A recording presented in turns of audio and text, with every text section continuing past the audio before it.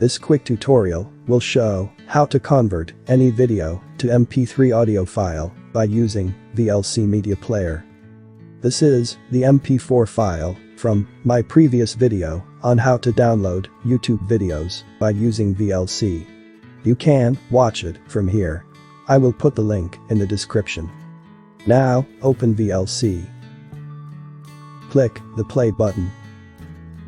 Then, click Add. Now, browse and choose the file you want to convert. Then, click Open. Now, click this small triangle. And, from the drop-down menu, choose Convert. Click this small triangle. And, choose Audio MP3 Profile. In the Destination section, here, click Browse.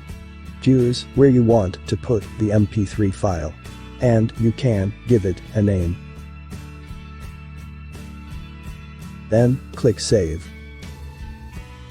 As you see, here, the file name got MP3 extension. Now, click Start. Wait for a few seconds till the operation completing.